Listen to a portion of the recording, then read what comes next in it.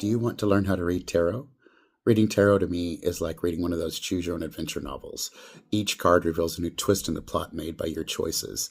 Your intuition is the narrator guiding you down this unfolding tale.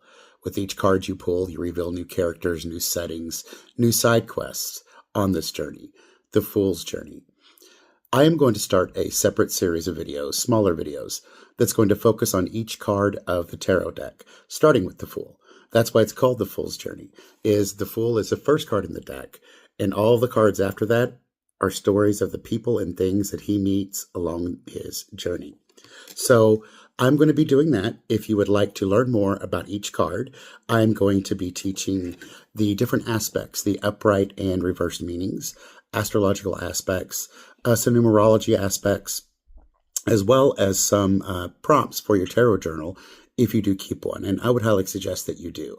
So if you'd like to learn more, please subscribe and turn your notifications on so you know when a video comes and you do not miss it. With that coming on the way, today I wanted to focus more on some basics of tarot. Things like choosing your decks, cleansing your cards, things like that. So I'll jump right into it. The first one actually is choosing your deck. There are some people that say that you can't read properly without a deck being given to you. I don't really subscribe to that. I've never really noticed that I've had any better luck with a deck that I've been given or a deck that I've bought myself. In fact, I've probably had more luck with the decks that have called to me, going through stores, or even decks that I've gotten online.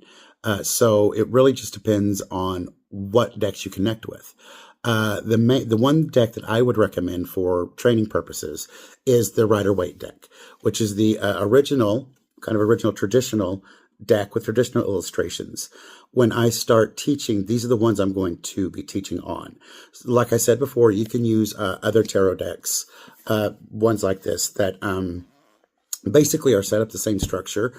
It's just the illustrations are going to be different, and the symbolism may be off a little bit because of that. But again, what really matters is you choosing a deck that you can fit with, that you will understand, and that you really enjoy. One of the questions that I know you're probably asking is, I've heard about oracle cards, I've heard about tarot cards. So what is the difference between the two? Well, like I mentioned just a second ago, tarot cards are built on a structure. There is a Major Arcana and the Minor Arcana. And every tarot deck that you get is going to be structured like that. There may be some extra cards added, but all in all, they will go through that main structure. Whereas oracle cards are more freeform and more intuitive, meaning whoever designed the card, the artist, chose pictures that meant something to them.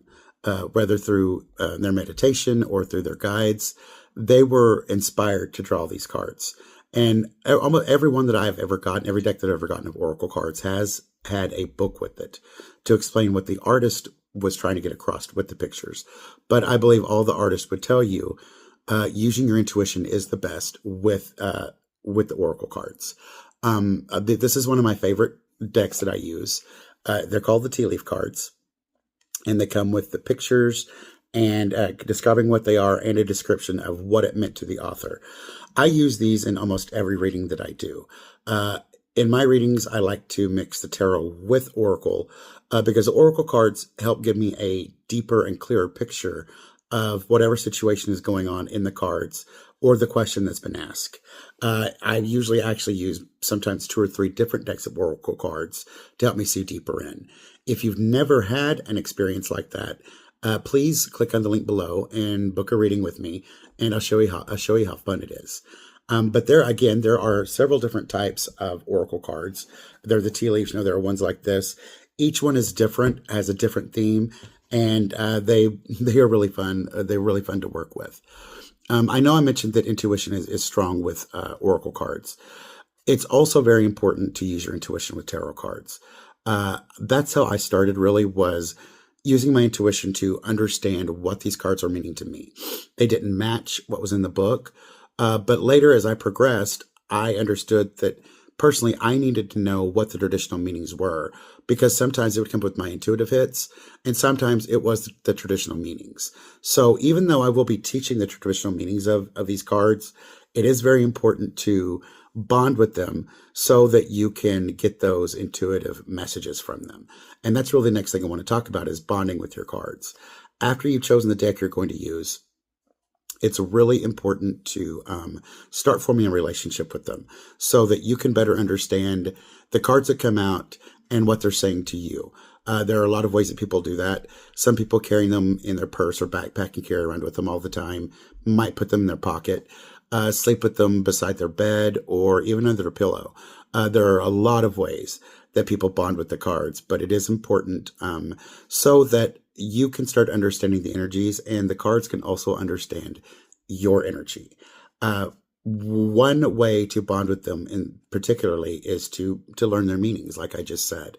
One way is, of course, through watching the videos or in the book that came with your deck. But another way, if you want to start learning what these are intuitively, is to keep a journal, keep a tarot journal. And in that journal, you can write down the cards, the traditional meaning of the cards, whatever you need to learn it. But I would also reserve a space where you pull a card every day and you look at it and you feel what this card means to you. You feel what the energy you think is going to be for that day. Go throughout your day, you go to work, go to school, do whatever it is you do, come home and write down everything that you can remember happened. And then compare, was this energy the energy that came out of this card? Maybe that card means something different to you and projects a different energy. But by keeping a tarot journal, you'll be able to understand better what the cards mean to you at any particular time. Another good reason to keep a tarot journal is to keep track of cards that you pull that are repeated. Say, for instance, you pull cards every day for a month, and out of that month, 15 of them were the same exact cards, but you didn't have 15 same exact days. That's something that you may need to go look at to determine, okay, this may be 15 different ways that it's showing me this card may mean to me. Who knows? That's a good reason why to keep a journal, so you can go back and do that. Another great way of bonding with the cards is meditation. Pull a card, set it in your sacred space, look at it, talk to it, ask it, I want you to tell me what it is you mean to me. Then go into meditation and just close your eyes and ask the card to speak to you. Ask it to show you what it means. You don't have to have the picture memorized because it's going to show you the picture that it wants you to see. I've done that with several cards, and sure enough, when I draw them, that may be the picture that was intended on the card, but in my mind, I'm seeing the picture that it means to me. So it's really important to really bond with the cards so that you can get that energy and understand what it's telling you intuitively. One other major thing about cards, especially when you're going to be giving a reading for others, but even for yourself, is to make sure that you clean them before readings. It's basically just to get the old funk off, make room for the new funk, basically is what it is.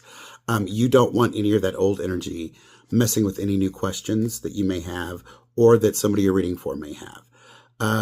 Some ways people do that is they take incense and surround the deck, get rid of all the bad energy that way. They may clear them with crystals.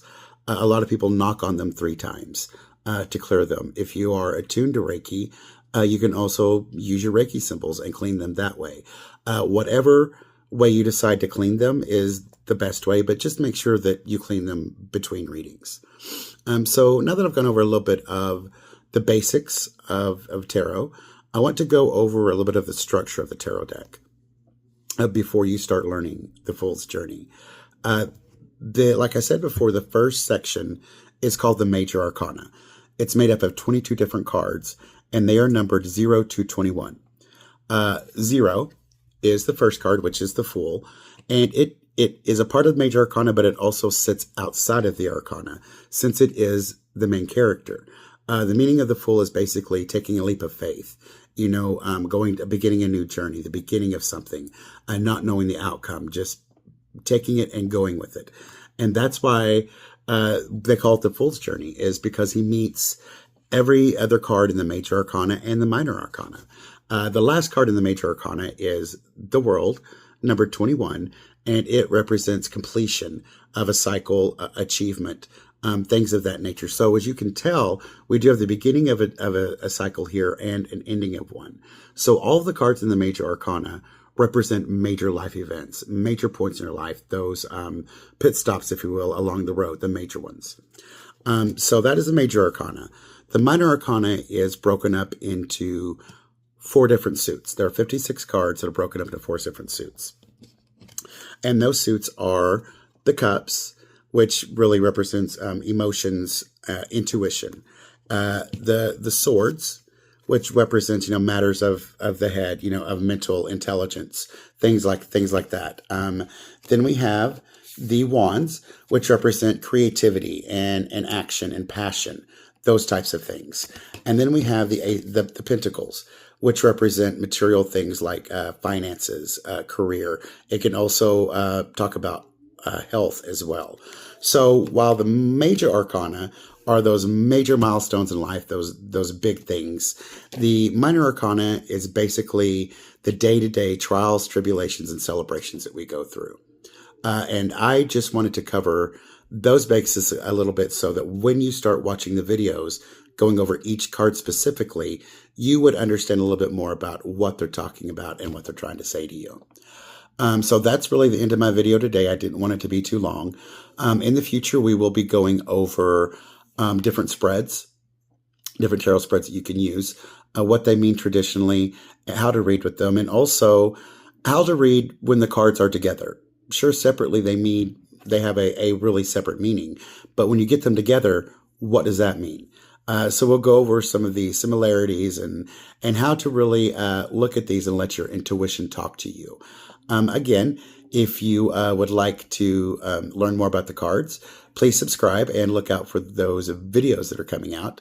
And if you would like a reading, go to my website, pandahearts.com, and book a reading. I would really like to show you what it's like reading with tarot and oracle. So until next time, thank you.